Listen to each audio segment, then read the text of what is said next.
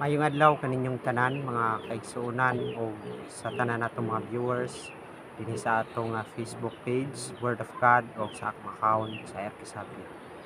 O ngan man sab sa atong YouTube channel sa akong pangalan o ani-ano sab ako aron sa pagpaambit kaninyo sa mensahe sa pulong sa Ginoo nga nasulat diha sa Balaang Kasulatan, no. Kini nga pulong sa Dios mga igsoon dili ni siya ingnon nato nga tinumo-tumo kundi tinuod ni siya nga pulong sa Dios, no. Kay ang tinuod nga Kristohanon magagamit sa pulong sa Dios ug dili sa iyang kaugalingon nga pagtuki-tuki kay ngano man kun kinaugalingon nato ang atong pagamuon mga igsoon, so dili na pwede. Kinahanglan gyud ang atong gamiton ang Biblia, no. The Bible proclaim the Word of God. The Bible teach us how to know the Word of God. So sa ato pa, kung atong mahibaluan ang pulong sa Ginoo, mahimo ni siyang usa ka kaalam, usa ka kalan-on usab sa atong kinabuhi, no. Ang atong pagahisgutan karon kining gitawag mga igsoon, false prophet, no. Adunay mga false prophet ya sa mga organization, mga tawo nga nagapahayag nga sila kuno nakakita sa gipakita sa Dios kanila o sa mga butang nga ilang makita pandili na tinuod mga igsoon.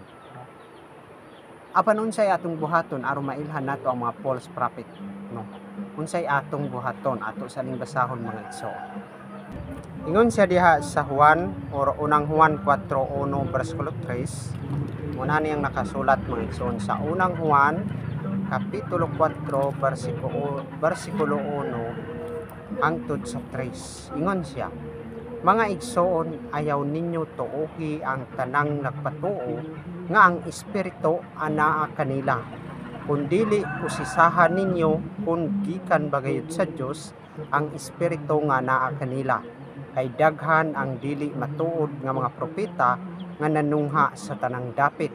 Bersikulo 2. Mailan ninyo kung ang maong espiritu iya ba sa Dios pinaagi niini nga nagpahayag nga si Jesucristo nagpakatao iya sa Dios. 3. Apan ang dili magpahayag niini mahitungod kang Jesucristo dili iya sa Dios. Ang maong espiritu iya sa kaaway ni Kristo. Nadunggan ninyo nga muanhi kini og karon ania nagayod sa kalibutan. Yan. Dinhi mga igsoon atong makita nga aduna gyoy magapanungha nga mga mini or mga false prophet. Mga propeta, mga magtutudlo nga magtudlog kabakakan, no.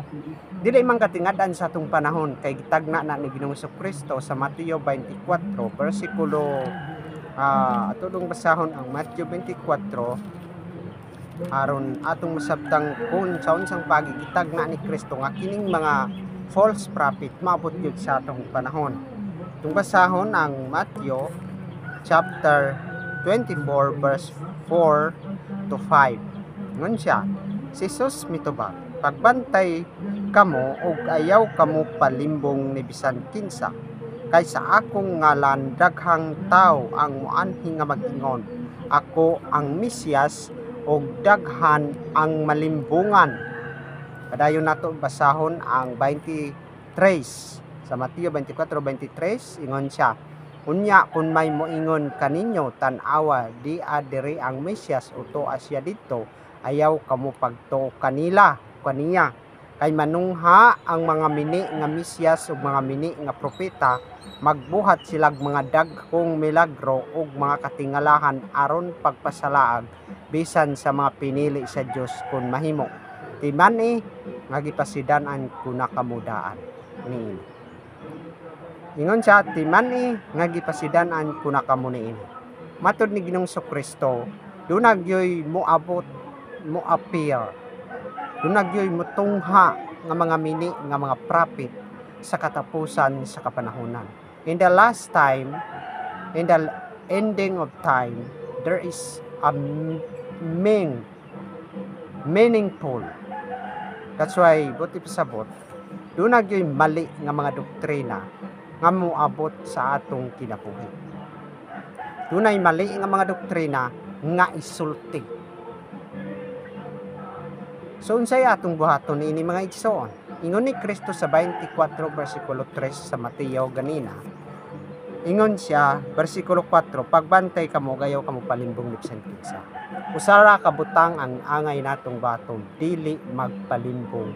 Kung mahitabo na ni, kung moabot na ni mga igsoon nga mga mini nga mga propeta, bawi kinahanglan magbantay og dili ta magpalimbong, no? Kay kung magpalimbong ta naara nato, no? Kung magpadala ta naara nato. Wala nay labot ang Dios nimo kung magpadala ka. Basta matud ni Kristo kaganina dere sa 25 sa Mateo 24:25 nag-ingon siya diha, di man nga gipasidan-an kuna kamo niini. Gipasidan-an nata.